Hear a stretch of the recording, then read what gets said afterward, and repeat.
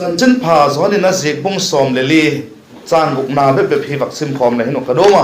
à pe cả chân pe zakat lệ xòm gục na nuôi à hi chân chân phá gió nên nó diệt bung xòm lệ li chan gục na pe cả chân pe zakat lệ xòm gục na nuôi à hi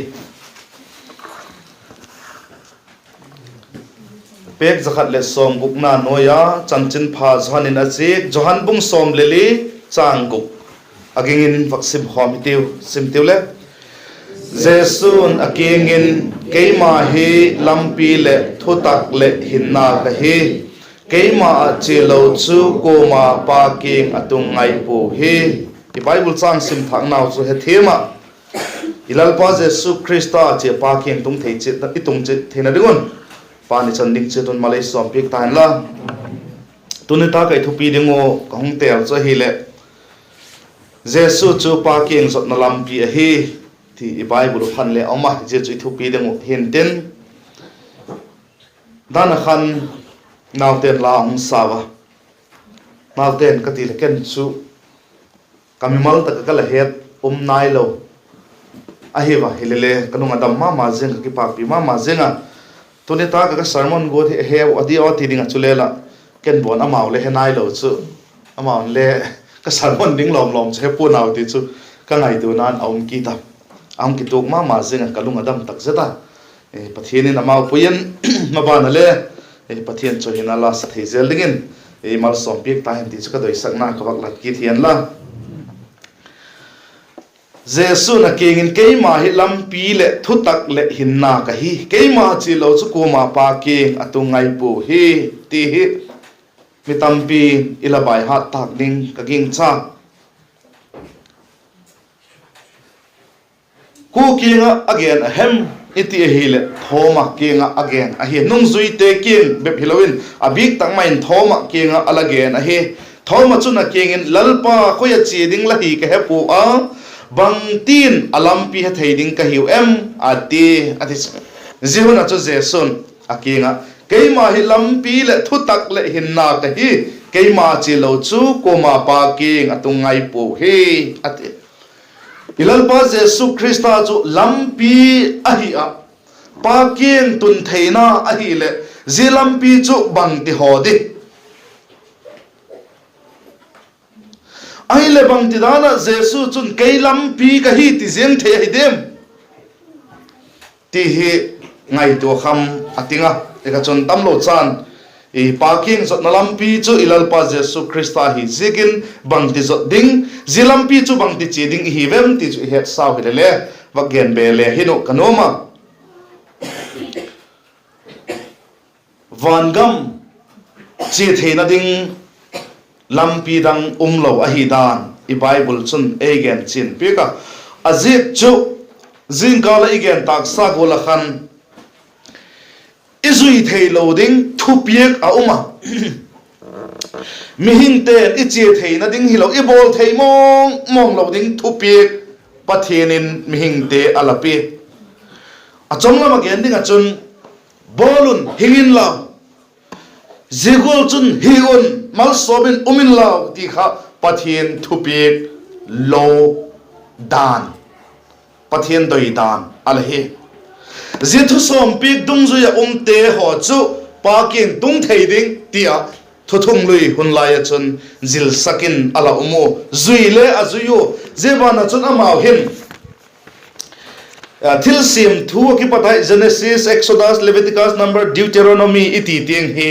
atang pin acha theo hole juda te chun abai hat sako azuyo zedung zuya chun ahingo bai hatte te ding akut ngongo te busa ko hilo le bang velin atako je cheng chu je bunga te ho he bai hatin je bunga te ho chu zui ding himai je zui te chu vangam kai ding a zui lo te chu kai lo ding ti golen thupi kin alaneyu a he je gol chu hitale ei ho pi he vangam kai zo ki lo ding a hi tina a he ko he Genesis pumpi bai hat ayulaka bung khat chang khat chu bai hatin lap ka king chai hilule gen le chu gen dik lo mai thei wangje i Bible ki sang se ken mo pa gen mong de la le khatin boy si gen mong dil hena Genesis bung khat chang khat la gen mong ti ngai pin hung gen mong ti he ding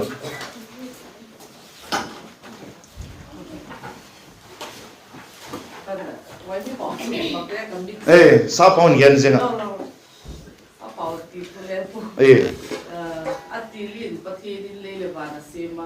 kipa ko me JESU ilabai hat naw kha he tu hi kizi ga chu pathianin alim taka leilewan de asim la ya khan ai chu ama gyan cho dik lawai de le diga chu e bible ma sa wa kha hung dik thawai chu jigula chu thuthung lui lai mi te ho chu Genesis, Exodus, Leviticus, Number ti ei pawa chon thil sim thu po don thu thiam pu te le khabu ki sim na le khabu dan le khabu ki ti chang panga te abai ha doi chu JESU sui top jing wei chu jedung re te chu van gam kai ding ti alahiva ale ei ho ading chu van gam tun zon ading thu talo ti mai hi tiu adik takin bai hat lo I hi tak le ken le bai hat lo nang le bai hat lo bangza them athu tang pi chu I heva hilele ki bai hat lo zilep chil athu tang pi he ting khale zui lo ko he ka zui mong ken chu he dan ting ka zui hi tingam di de mo ki lo a hi JESU hi zegin van gam itun thena ring lampi lo hile kilomin a ahin la zeta ka hin chanchin pha johanin ala zeg bung som le chang na chun JESU na kin keima hi lampi le thutak le hin na ka hi keima chi lo chu ko ma pa king atungai pu hi atina chun JESU chi theina chu bang hi em iti hi le dan khan naw ten la sak naw khan again ta athono na sak naw khan ei pawa chun again di le hin kahung tel hi kya la hi mo nanga kahi le chok sa kahi ati chu ala saku khan zie mu chin na he chin na zie tel theina nei te chu zie tel I ti tak le a khovel thuwan tang he ta JESU Christa chanchin he na tang pi he ta tel na doina kha hilovin tel nanga kahi nang kahung tel hi kya la hi iti theina ringa chon aman nanga dingin banga bolem kya dingin banga bolem ti mu chen na he chen na zin nei na kha tel na zimu chen na kha eya hi na ei ama a hi na hi ti kha I het mil lo dingin doyum ka sama ma jing a hi hi thei lo zo se e hi pe ka git lo man thina tingin aman itha sangin git lo man api ala thi tuni thi mi chana dingwa thok kit ni a he jine ka chun amma a hi ta he man pe ka chok sa la hiu ei te chu bible is ma hi le mo man pe ka chok sa hi ta wa jine ka chun amma a hi ta wa he amma a hi chun JESU Christa ai lo le JESU Christa king ate ho chu pa king tung thei bep te a hiu ti het sai le vel het din dem ka sa he JESU chu van gam lampi hi zekin solin Paul a hi masanga khan Christian te asuk gen theina khan hitin alagena na septe bungko na chang ni na ahin chang khat le chang ni vaksimin ka na septe bungko na chang khat na le chang ni na vaksimin ka sol chun wang lalpa nong zuite wawa thalu agoi dan again zinga thiampulian pen kingin achia damaska kho ki khopna inzo semite kinga piek dingin lekha vadona kole lampi zui taphot te chu numei hin posal hileo Jerusalem kho lama kan tom sa hun pui theina dingin lekha avala kan tom sa hun pui theina dingin lekha avala kole lampi zui taphot te chu numei hin posal hileo ati kole lampi ki dekha en leo chen amal lienin el kha kizik vente lampi kizik na kha zika jesu gen na ahi kole jesu nung zui tapot chu kole jesu zil sang na dan golam tapot chu numai hin posal hileule kan tomsa Jerusalem kholama pui mai ding pu mai ding in lekha avala ahi tina ahi je lampi atikha jesu again na ahi azeksu zon jiga kan jesu kai mai lampi le thutak le hinna ka hi lampi ama ala ki ti tak khan zeda ka hin lampi zui ta phot atikha jesu nong zui ta phot te ala again na ahi khoel lampi khoi tak tak hem chi na lampi hi le chu boy di kong kha hi lo ahi zeda ka lampi again hi jesu again na ahi kumtung hin na lampi zui ta phot van gam che the na lampi zui ta phot jesu nung zui ta phot man tom ding kan tom ding ti kha solin alatu ahi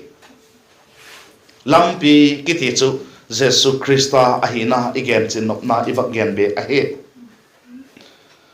ke ma he lampi le thutak le hinna ka he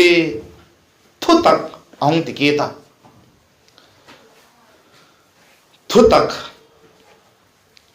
atilin thuama thu chu pathian to ma thu chu pathian a hi ati janbung khatna ka isma hi le ahile aban lam ka isim tawa hi le thu chu taksan ahung changa ilakuna hung chenga ati ahung gen tawa je thu chu jesu christa ahidan I bible khan e gen chin pi kin ahi chan som bung khatna chan som le lina khan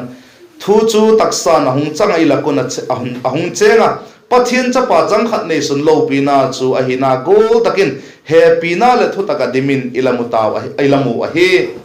ati ahi ilal pa jesu christa kha thu tak thu a hung atak sang ahina imki the ahi eka chun anoilam kha sim sukil lew chen chang som le pasagina khan bang agenem ite hi le johan bung khatna chang som le sagina khan Mausi mangin dan thu piek a hin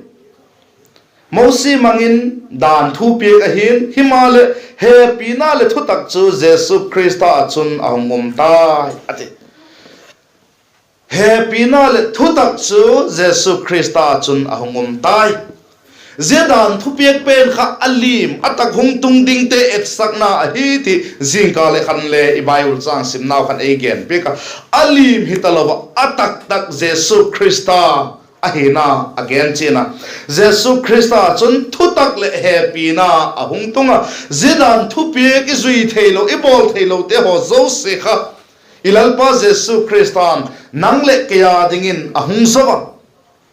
van ga mi che thena ding lampi chu amanei sim pek ta ama akingate jesu christa akingate aman ka gillo na zo si po in cross in a thipi tai ti tak sanga kumtonga ding ei tatna muchin he chin te ho kha ama tel te ama ate hi pana hi ti kha I het mi loading in doyum ka sama ma jing a hi tel doima ma jing ahi wanga lungmon pilo ko mem I bible again ding le ama khowele le mitam bi I het ding ding ahi bible in gen soiti midang mihing te gen sangin Nikodem chanchin pha chhanin a sik pung thumna khan moding in awma juda te ho tu farisai ahi rabbi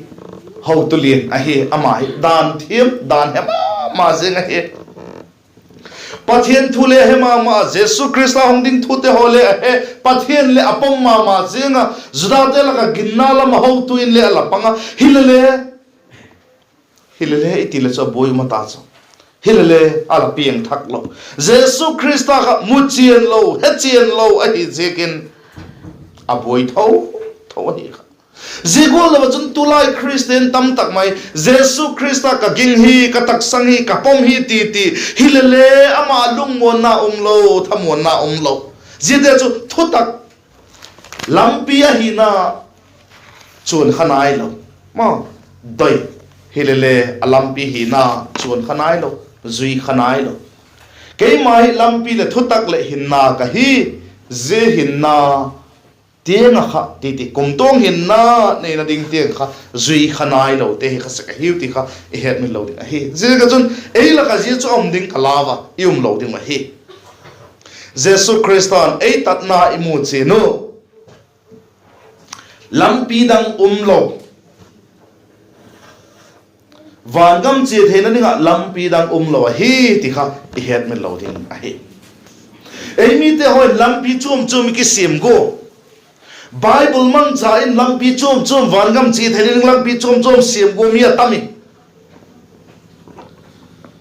Koma doctrine idem po hilele zil sang na dan chum min anayo zegol te be khawan gam kai ding amao be khawan gam kai ding king cha bang mi atamui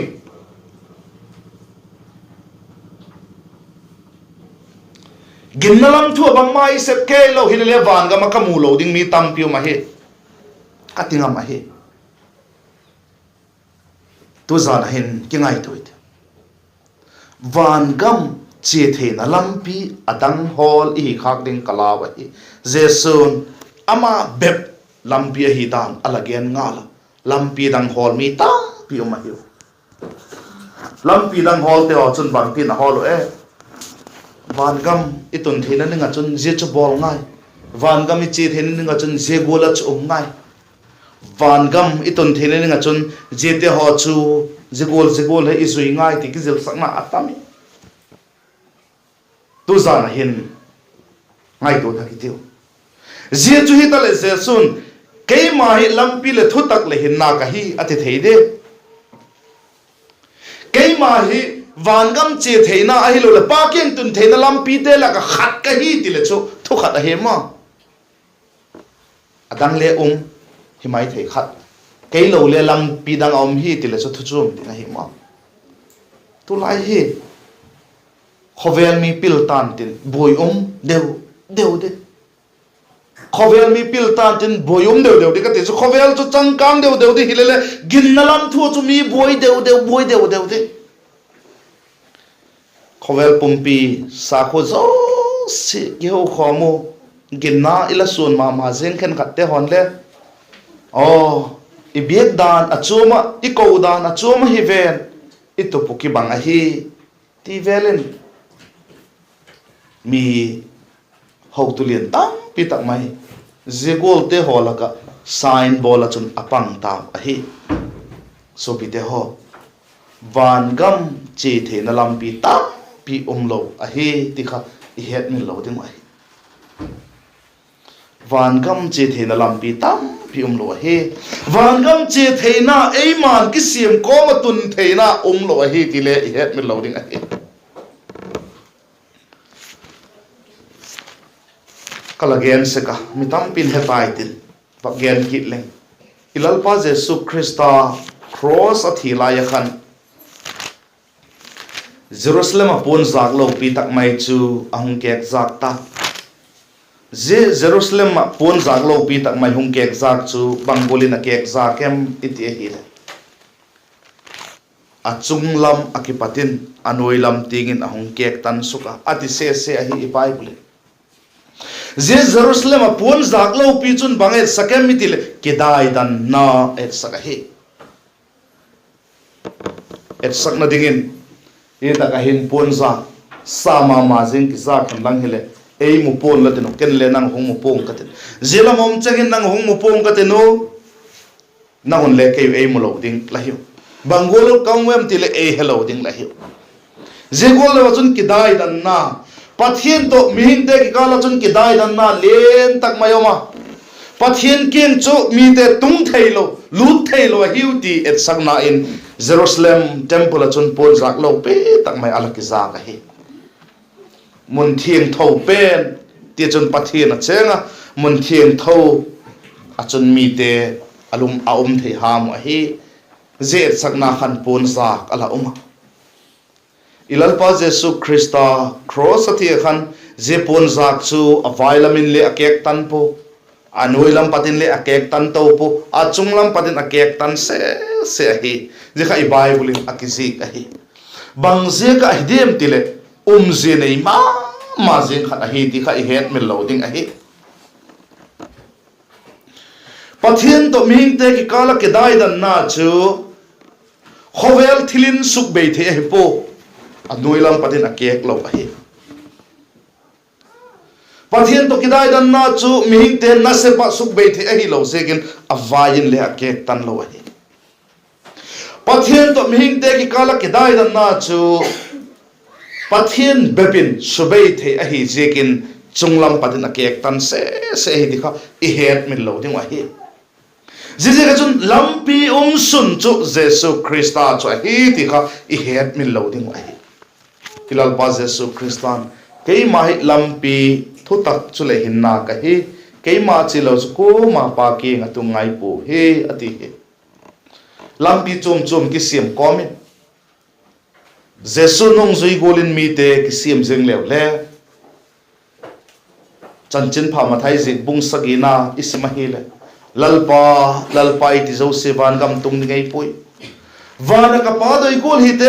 tung dinga heu ati kha Christian tam mai te chun lalpa ti zebe chilo thitha te le ano dok theyo pau chap dam theina te hole aneyo thu te hole again wa hi hilele zigol bi te ho chule pathianin ni top ni takle nang u thil kilo hi te ho kahun he khap ngai pui ka ke ki padin chimangon alati tang ka ati chula nang pathian he ki sama ma jeng pathian be ki sama ma jeng ahi wanga ni top ni le pathianin nang ho he khap poi ka kinga pat chimangon ti tale bangolin haksa ta de Bangolin azat chat de lampi dang la ta pon ten god mun ti lo chu lampi dang ta lo ding a he re ka chon tu zan ngai ngai tu fen ten I lampi chenau he JESU Christa lampi ahina van gam che na lampi van gam che thei ding ai ki ngai to nau kha JESU Christa zik ahina ngai to ti jechu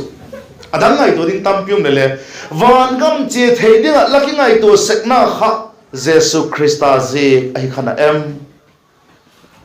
mi tam tak te chu JESU Christa je loi ve counseling kala bol na pang khen khat te chuma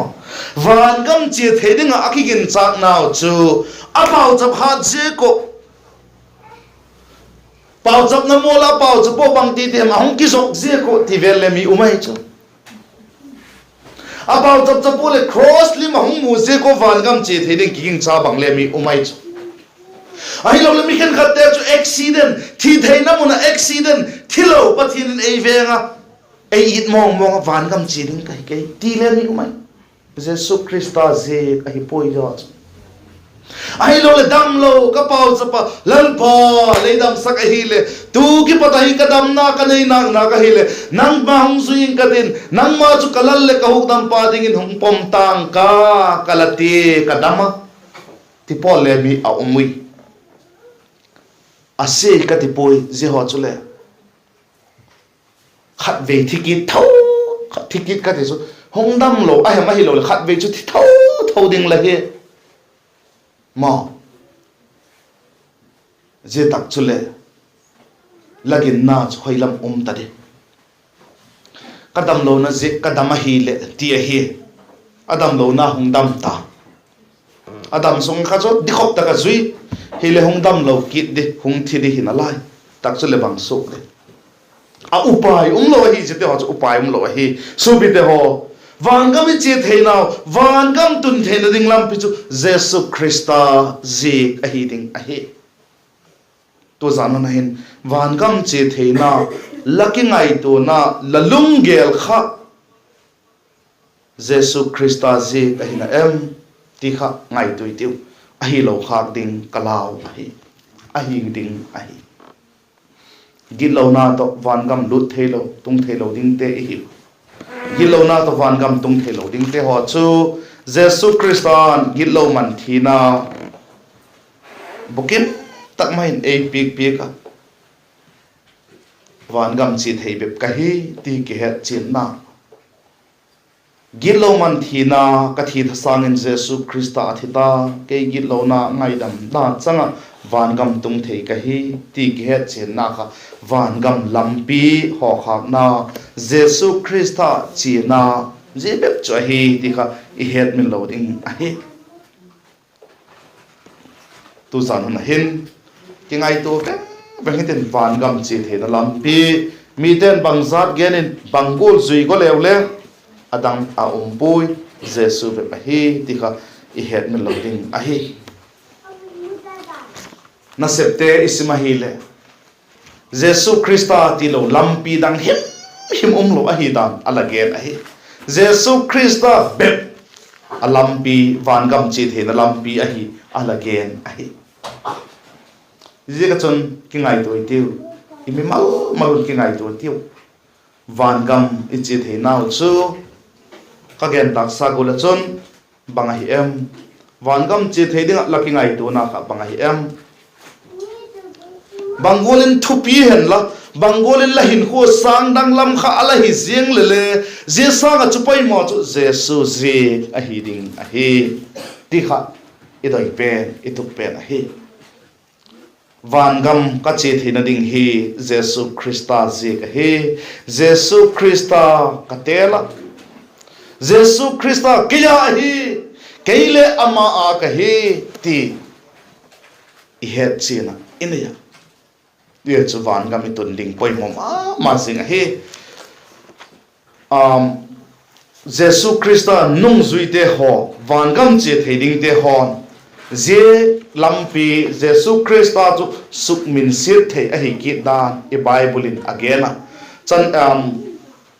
Peter thak ni na bung ni na chang ni na lam ho khala sim lew chin bang tin again em ite hi le mi hing te hon taksanok na te ho abol je kon le awu dan je kon lam dik chu gen sit hi na tin ala gen ai chu til phalo bol te ho je kin lam dik chu gen sit hi na ati je lam dik ati hile Jesu Christa lampi dik van gam che the na lampi kha he je ka chun tu zan na hen ileng ta ko van gam che the nau chu Jesu Christa hi ding he Jesu Christa je ka van gam che the te ho chun I hin dan pathian doi gola I mat lo a hi chun je lam dik chu gen se ta ding he ti kha he to lam dik gen se ta lova lam dik choi sang to lam dik ho tu I hewa ichumu pathian alung dam akipa ka lungmon nai na yu midang te ho pan pi thei ding ko pa imu chen he chen the na gun athu tom chai gen te was pan chanding chidun malai som ki khain la e chan chun gen pau sap naw nei ka pau sap te he pina adim kabi kule kabel pa pathian khovel thil te ho le keimau ha na te ho le keimau udana nang ma ki tung thei talo kom namun le he pi ala chapa chang khat nei sun le hun sol pi ka la chapa kalal pau Jesu Christa thutak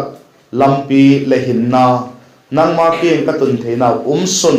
nang man le pi ka hi zegen lamin lo pi cho hen la king ki pak thu gen wa he tu zanu na la cha te ho la thu gen ngai te tu te ho zo se Christian ka hi wa van gam chiring kinep na nei te ka hi wa nang ma ke pa ke khong tun the de mu lampi kalaking ai tu naw azat chum te ho umma le tu zan hona ki pada he nang ma kalal pau Jesu Christa be phi alampi chu la hi ti mu chena he chena nang ma akinga pa ke tung the ding nangin la thu kamimal che to alin e mal som pegin kapoi mo dan tung zui che to nang man ai holim pi in te la pan pi na kalal pa doi mai Jesu minin la king ka hong don wa he amen chan chun e pa ke